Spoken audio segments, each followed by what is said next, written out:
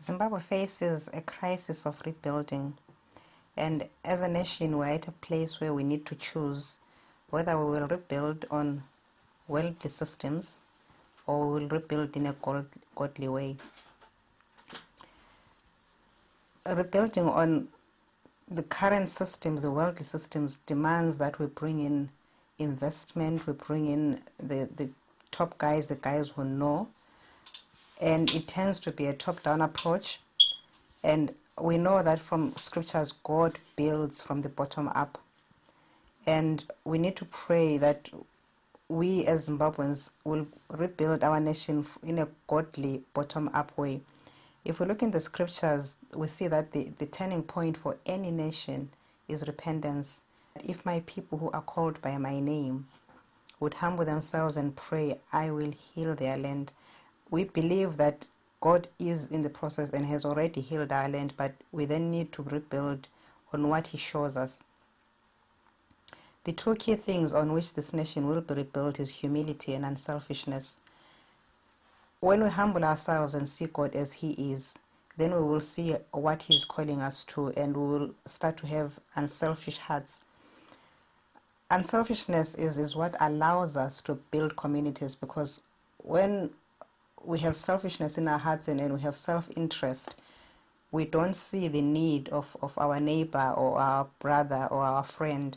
But when we are looking with the unselfish heart of Christ, we can see where the need is, and whatever we have then becomes of use to other people. In any national rebuilding, agriculture has to be the entry point. Most countries that have developed as a nation have done so from a green revolution. And in fact, this is very biblical, because we are called to be faithful with the first things that God gives us. When you look at the nation of Israel, when God formed Israel as a nation, the first thing He gave them was land. And then He asked them to be faithful with that. And then He adds to that. Most industry grows from the resources God has given us, and as we faithfully steward them, He adds on, and that's how development comes.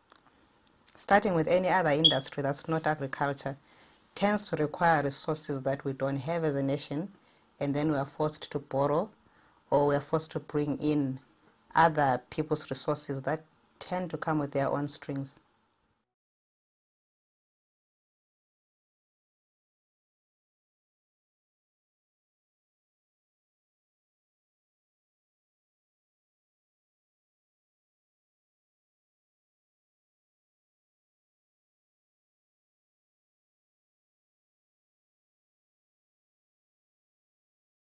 Then I asked the Lord, okay, that's why we're so poor. How do we come out of poverty? And He answered me in a very simple way that I didn't expect. He said, teach Africa to make a profit. It doesn't sound too spiritual at first, but actually it is, because it's a result of faithfulness. And if your expenditure exceeds your income, you're losing money. God showed me that there are only two alternatives for survival other than making a profit. And one is the begging bowl, and secondly it's theft. Both of those things are negative. And then I said to the Lord, how do you teach Africa to make a profit? And He answered in a very simple way again. God's genius is not complicated. He said, in order to make a profit, there are three things you must do. You must do, everything you do must be done on time, at a decent standard, and without wastage. Those three things are the first three He gave in a package. And I've been a producer for many years, and I've seen now, looking back, that if you, and we've seen since then, that if you do those three things, invariably you make a profit. God's given us an amazing technology in agriculture that follows His ways in nature.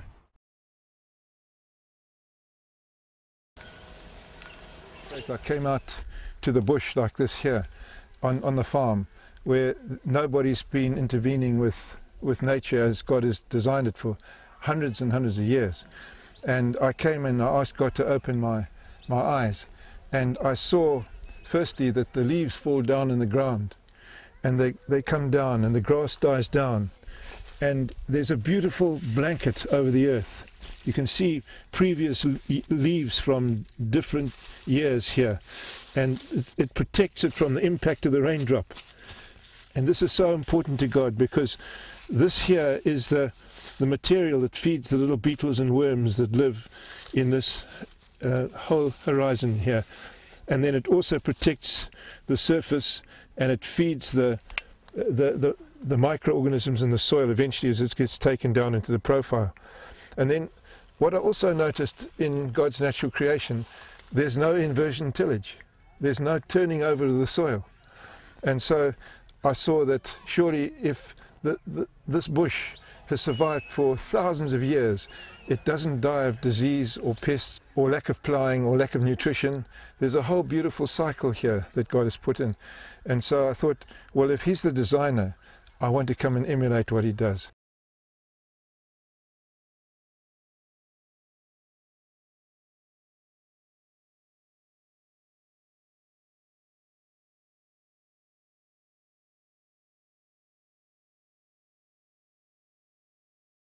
Soil is an ecosystem.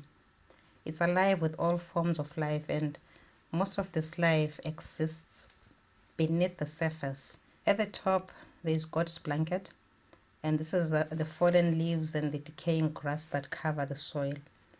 When the rains come, and in most of Africa we have heavy torrential rain that pounds the earth like so many small hammers.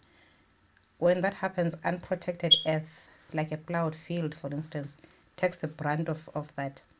But where there is mulch cover, the impact of the raindrops is reduced, and in addition, this helps to retain moisture so that even in a heavy drought situation, your water loss is minimized. As the blanket decays, it provides food for the organisms that live in the soil. Soil is well and truly alive, with billions of creatures living in it. God has a purpose in all things. The mulch is initially broken down by the decomposers. These are the aerobic bacteria and the small animals that are most active at the top layer of the soil. Lower down, earthworms perform other key tasks.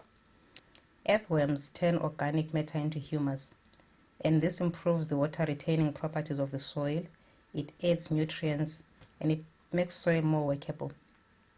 Also, by their burrowing, earthworms increase soil aeration and drainage. And so you find that soil with a large earthworm population is very healthy soil. Plowing destroys this whole ecosystem. When you turn the soil over, the aerobic organisms that need air and live near the top of the soil and the mulch cover, they get buried.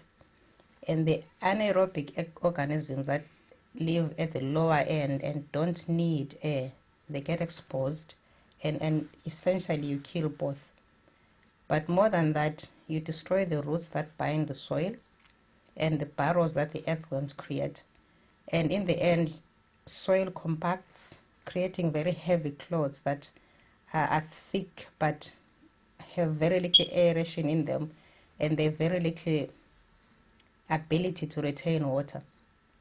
And when it rains, this now much lifeless soil just gets washed away, and over time you lose both your soil and the nutrients in it.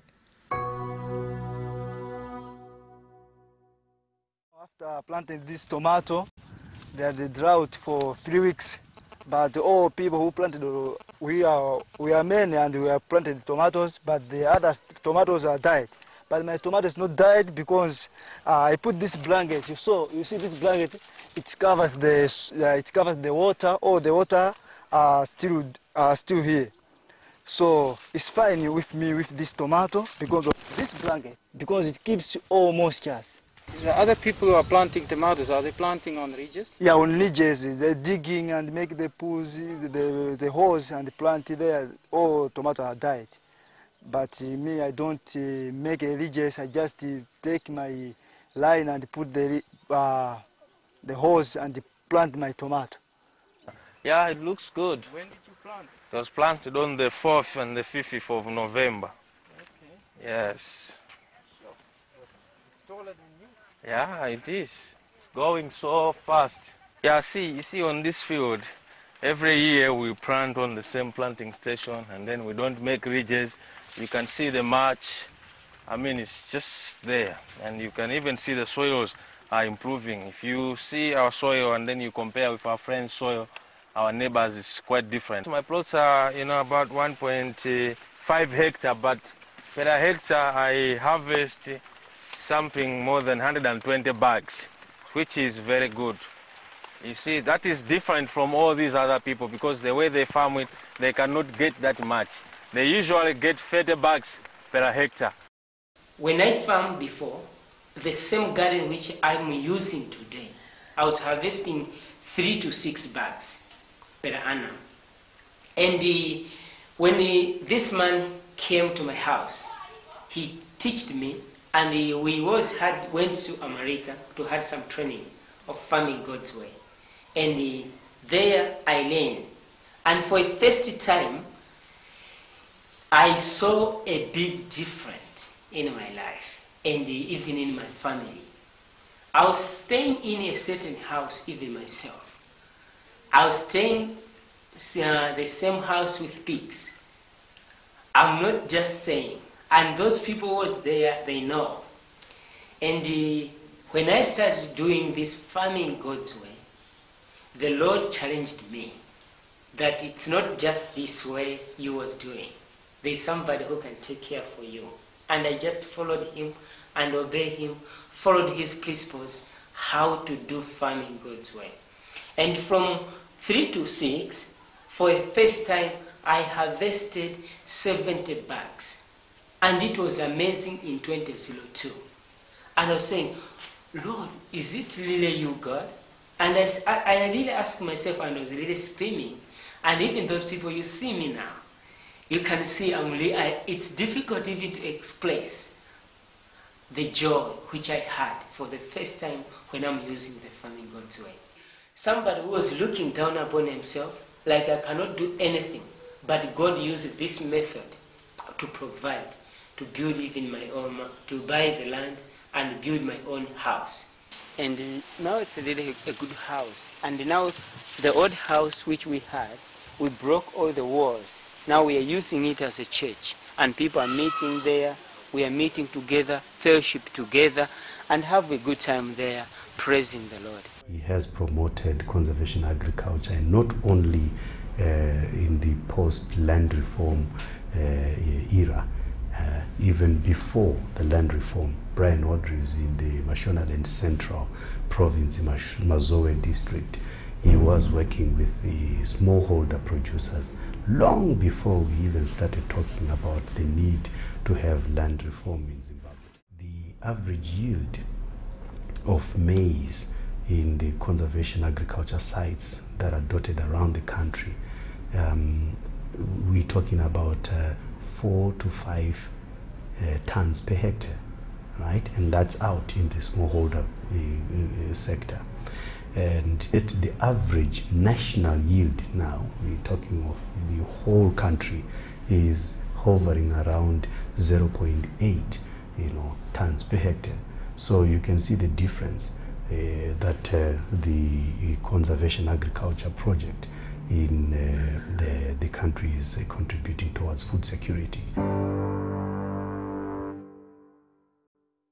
So what's possible with the current situation with foundations for farming? At the minute, Zimbabwe's entire grain requirements per annum is 2.2 million metric tons. And we have approximately 2/3 of our people living in the rural areas, most of who can farm.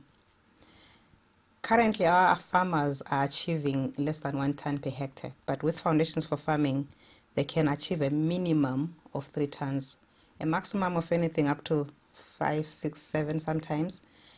If all 6 million of them were getting at least 3 million tons, we are talking of a green revolution in just one season. So what's possible is that Zimbabwe's rural farmers are, in fact, the growth engine. And with this program, we're transforming Zimbabwe one village at a time.